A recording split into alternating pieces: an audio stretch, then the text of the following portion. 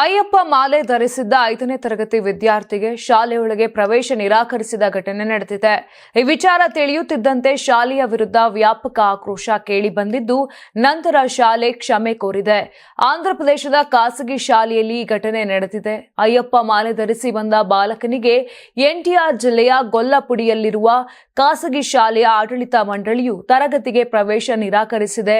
ಅಯ್ಯಪ್ಪ ದೀಕ್ಷೆ ತೆಗೆದುಕೊಂಡು ಬೆಳಗ್ಗೆ ಮಾಲೆ ಧರಿಸಿ ಶಾಲೆಗೆ ಬಂದ ವಿದ್ಯಾರ್ಥಿನಿಯನ್ನ ಶಾಲಾ ಅಧಿಕಾರಿಗಳು ಮನೆಗೆ ಕಳುಹಿಸಿದ್ದಾರೆ ಎಂದು ಪ್ರತ್ಯಕ್ಷದರ್ಶಿಗಳು ತಿಳಿಸಿದ್ದಾರೆ. ಈ ವಿಚಾರ ಪೋಷಕರು ಹಾಗೂ ಸ್ಥಳೀಯರಿಗೆ ತಿಳಿಯುತ್ತಿದ್ದಂತೆ ಶಾಲಾ ಆಡಳಿತ ಮಂಡಳಿ ವಿರುದ್ಧ ಜನ ಆಕ್ರೋಶ ವ್ಯಕ್ತಪಡಿಸಿ ಪ್ರತಿಭಟನೆಗೆ ಮುಂದಾಗಿದ್ದಾರೆ. ಸುದ್ದಿ ತಿಳಿದ ಕೂಡಲೇ ಅಖಿಲ ಭಾರತೀಯ ವಿದ್ಯಾರ್ಥಿ ಪರಿಷತ್ ಮತ್ತು ರಾಷ್ಟ್ರೀಯ ಸ್ವಯಂ ಸೇವಕ ಸಂಘದ ಸದಸ್ಯರು ಸೇರಿದಂತೆ ಅಯ್ಯಪ್ಪ ಭಕ್ತರು ಮತ್ತು ಕಾರ್ಯಕರ್ತರ ಗುಂಪೊಂದು ಶಾಲೆಗೆ ತೆರಳಿದ್ದಾರೆ.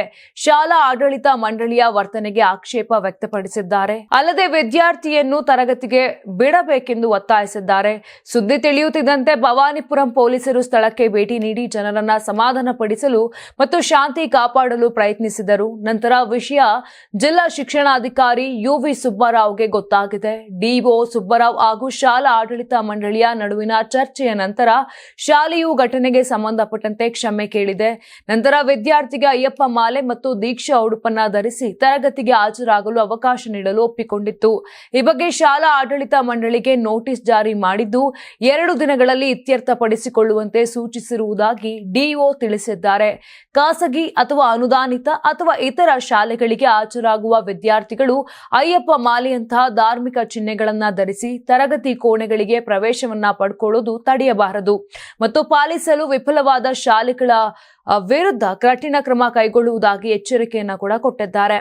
ನೀವು ಸಣ್ಣ ಆಗ್ಬೇಕಲ್ವಾ? ಅದು ಒಂದು ಉತ್ತಮ ಆಹಾರದಿಂದ ಸಣ್ಣ ಆಗ್ಬೇಕಲ್ವಾ? ಪ್ರತಿದಿನ ನಮ್ಮ ಜೀನಿ ಸ್ಲಿಮ್ ನ ಯೂಸ್ ಮಾಡಿ ಯಾವುದೇ ಸೈಡ್ ಎಫೆಕ್ಟ್ ಇಲ್ದಂಗೆ ನೀವು ಸಣ್ಣ ಆಗ್ತೀರಾ. ನಿಮಗೆ ಮಾಧ್ಯಮದಲ್ಲಿ ಕೆಲಸ ಮಾಡುವ ಆಸಕ್ತಿ ಇದೆಯಾ? ಹಾಗಾದ್ರೆ ಕರ್ನಾಟಕ ಟಿವಿ ಡಿಜಿಟಲ್ ಮೀಡಿಯಾದಲ್ಲಿದೆ ನಿಮಗೆ ಒಳ್ಳೆಯ ಅವಕಾಶ.